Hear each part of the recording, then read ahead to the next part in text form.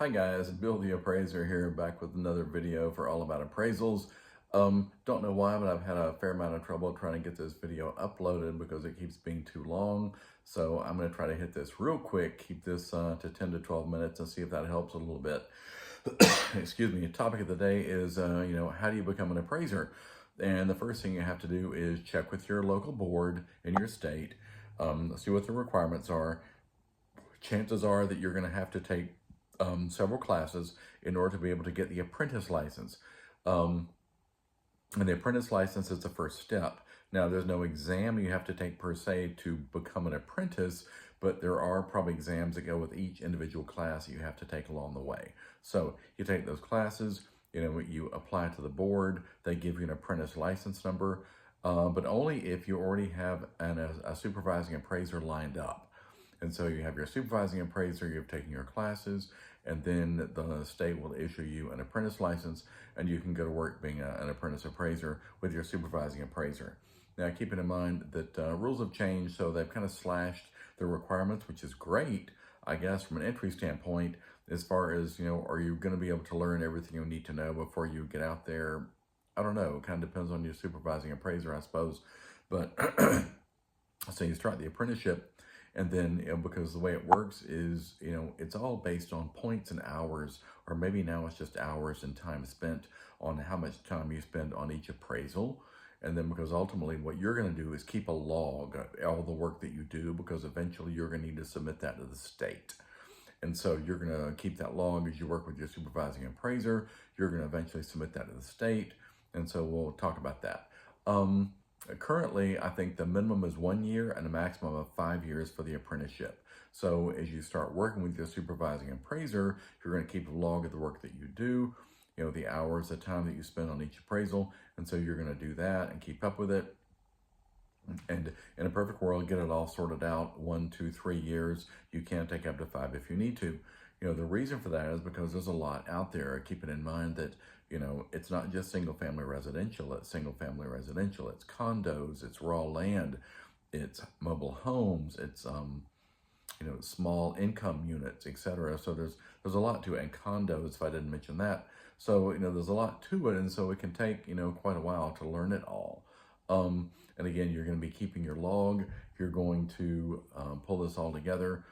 Eventually, you'll have everything you need as far as hours and such. Now, keeping in mind that you have to decide whether you want to go back and apply to the state for simply the basic license, or you want to go back at a point in time when you've accumulated enough hours, points, whatever, to go for the certified. There's pros and cons to each. If you go just for the license, the exam is probably easier, needless to say. And also you can kind of get out there and start doing your own work in your own name and making your own money, keeping the whole fee, as you move forward. If it's certified, you're going to need more hours and it's going to take a little bit longer. I need to backtrack a little bit that as you work as an apprentice, you work under what's called a split. Meaning that the fee, there's a fee associated with each assignment, and as the apprentice, you get a certain percentage, and the supervising appraiser gets a certain percentage. As it starts out as an apprentice without a whole lot of knowledge, the apprentice tends to receive a fairly smaller amount of the fee, and then that changes over the course of time. Maybe the split begins at 80-20 in the supervising appraiser's favor, with the apprentice receiving 20% of the fee. Then as the apprentice learns more, maybe that changes to 70-30, with the apprentice receiving 30% of the fee. And again, as the apprentice gains more knowledge, maybe their percentage goes to 40%, eventually goes to a 50-50 split, and potentially it could even change to a 60-40 split at that point, with the apprentice receiving 60% of the split and the supervising appraiser receiving 40%. And again, it just depends. It's not carved in stone. Each supervising appraiser does it the way they want, and whatever works best for them. But you do have to have a supervising appraiser in order to apply for the apprentice license and for the state to grant you the apprentice license. So you start working with your supervising appraiser, receiving your split, which is not going to be a huge amount of money, but what you have to keep your eye on is kind of keep your eye on the prize, so to speak, that light at the end of the tunnel, where once you're done, you're receiving the whole fee, which is one of the perks to starting with the basic license. and that at that point you can earn the rest of the points that you need to earn to become certified, but you're doing that in your own name and you're receiving the whole fee. Now, having said that, part of the issue is that many AMCs, many lenders, they really only want to work with certified appraisers.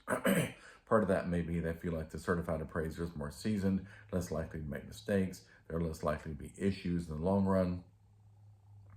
But it also depends on the appraisal work that you're doing. Yes, all that I just said is true if you're going to be limiting yourself mostly to lender work, working with banks, working with AMCs, etc. If, on the other hand, your plan is to concentrate on non-lender work, then that won't really matter as much. And so, you've got that to contend with. But eventually you'll have enough hours and everything, then you will pull together your log, submit that to the state, and the state will say yes, and they'll verify you have enough points, hours, whatever it is, to pursue the basic license or to pursue the certified license. In which case, you will set yourself up to take the exam with a testing center, and you will go and take the exam. You're really not, as well as I recall, you're not allowed to take much with you to take the test. Obviously pencils, maybe some scratch paper, or maybe they provide that. Probably a calculator, I do believe.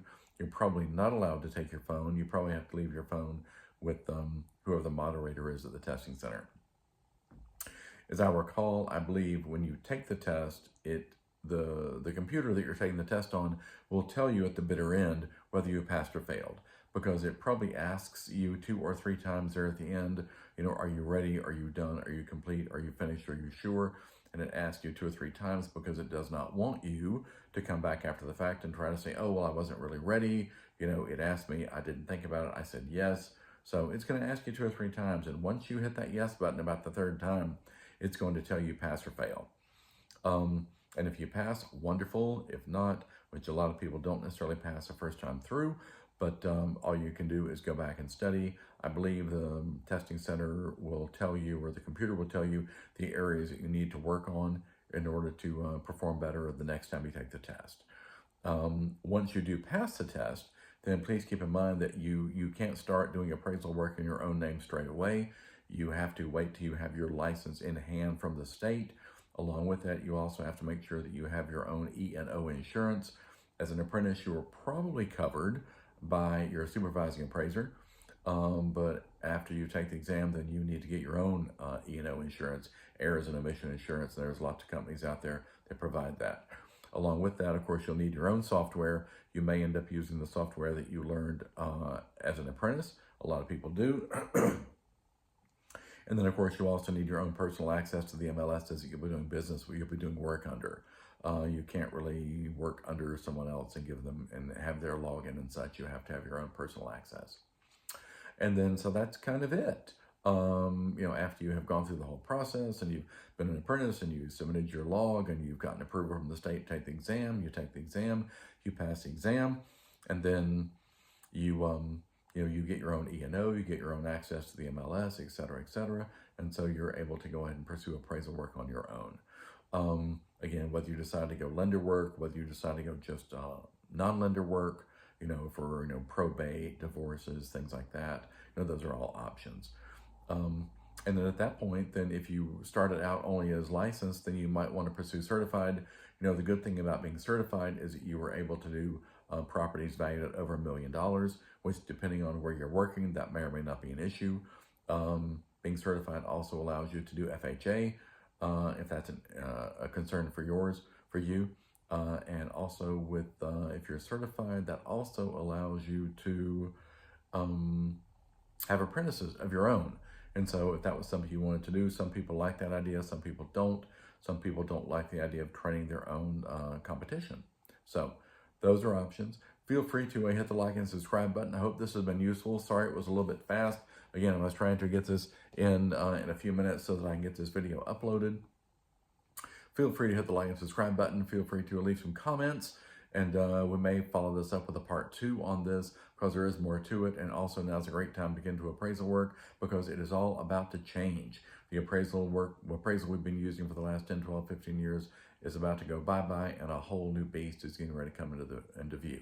So thanks again. See you on the next video.